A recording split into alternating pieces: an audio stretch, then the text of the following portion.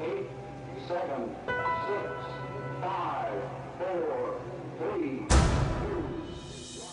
When I started dancing, it didn't really come to me that it was hip-hop dancing or something. When I started dancing, it was just dance. And with the culture, the culture inside of me, it grew within the time that I got more serious about it. And now that I am so serious about it, I've never really thought about the question of the meaning of being a hip-hop philosopher. To me, this is my life.